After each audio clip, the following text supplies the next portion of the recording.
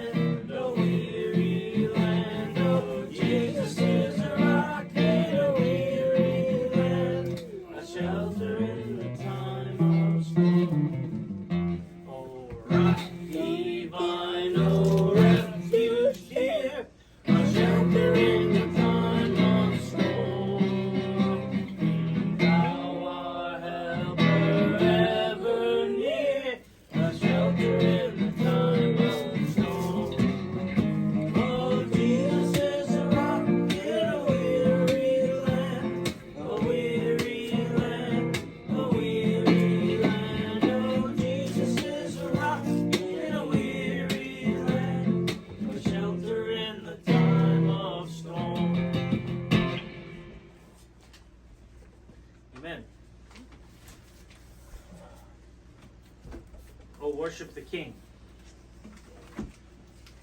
Where's that at, Moses? Page 1.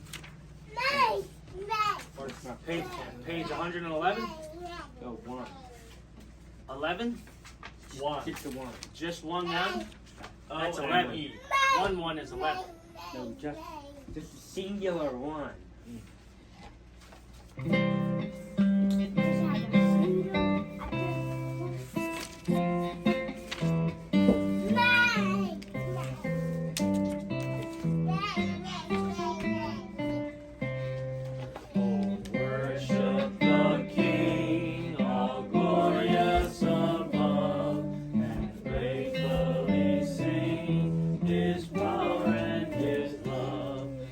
Shield and defender.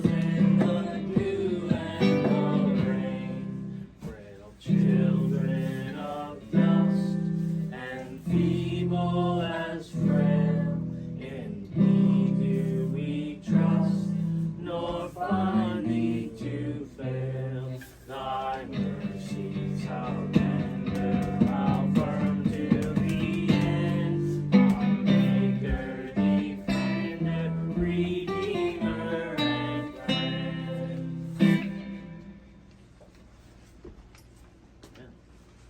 All right, what's the next one, Moses? 263? No, 260. 236. 236.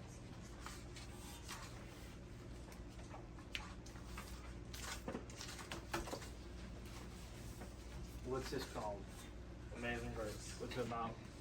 Amazing Grace.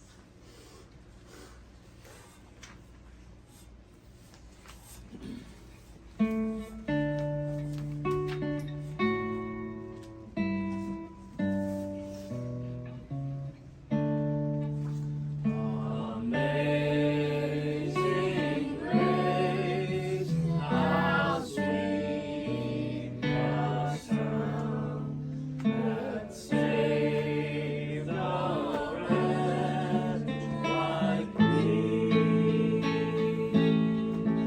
I once was lost, but now am found. Was blind, but now I see. 'Twas grace that taught my heart to fear, and grace my fears relieved. How precious is that grace of you, how I first believed. Many dangers full and snares I have already come. This grace that brought me safe thus far,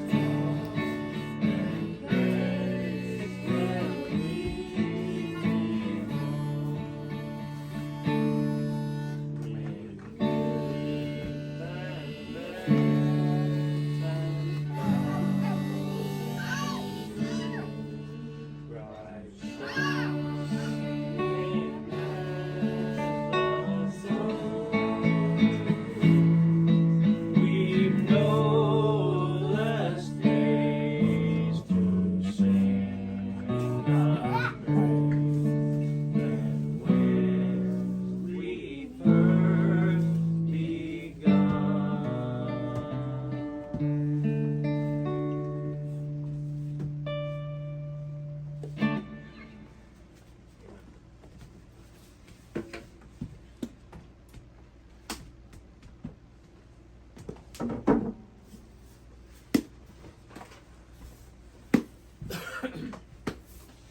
As you know, you guys know, started working as a mobile notary and an online notary, and my eldest son challenged me to write a sermon about it. So this is my best attempt. Today's text verse comes from 2 Thessalonians 3:17. Now this, you will have seen this used as a text verse a lot, I don't reckon.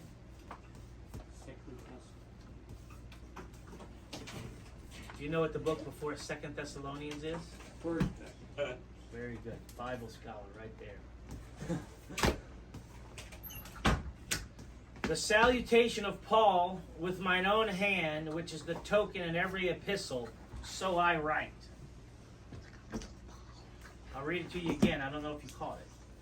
The salutation of Paul with mine own hand, which is the token of in every epistle, so I write. So, why is this verse so important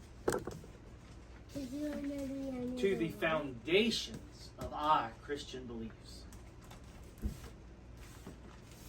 Anybody know? Because we wouldn't know it if Paul didn't write it down. Okay, all right, buddy. Yeah, that's cool, but let's not play with that right now. So, yes, but how do we know that Paul wrote it down? Because it's by his own hand. Yeah, because he wrote it. He signed it off. He put his name. And signed testimony was really the only proof in ancient times. You know what the only proof we have today is? Signed testimony. You might say, but Papa, don't we have super modern DNA evidence that we can use for stuff? You cannot just admit DNA evidence into court. You have to admit somebody has to come and sign off on the DNA report and say, I'm a doctor of DNA science, gobbledygook, and I certify that this report is correct. And then he has to show up and he has to testify in person that this report is what it is and it says what it is. And how do we know that he's a doctor? Because somebody at the state board of medicine signed off that he was a doctor after he looked at all the records. And what records did they look at? They looked at his college that he graduated from, that the professor of the college signed off saying, yes, he took classes here and he passed it. At every point in that fancy DNA evidence, there were signed testimonies. Some people like to think, oh, you believe in the Bible, but now we have science. But science is never evidence. Science is never proof. Science only produces evidence, and evidence to be admitted as evidence or to be used as proofs, you have to sign off on it. You have to have a signed testimony.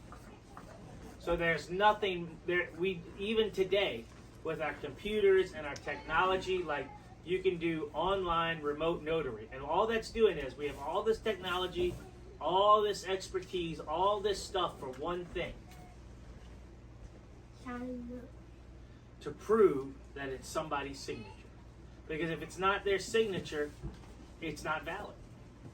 On your driver's license, you have to sign your signature, or it's not valid.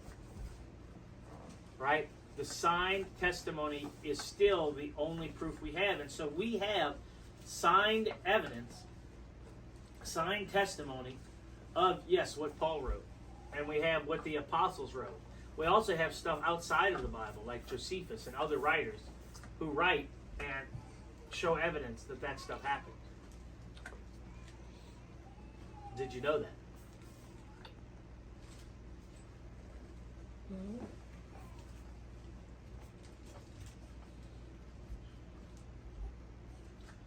So that's one of the reasons this is so powerful. The other reason our evidence is so powerful is that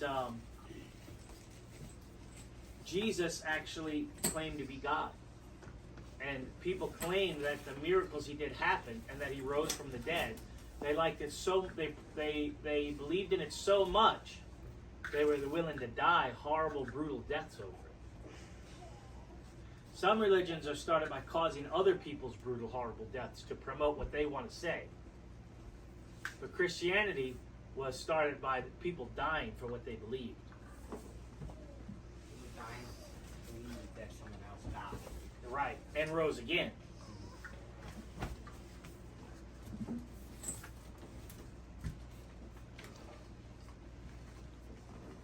I wrote a song about it. Want to hear it?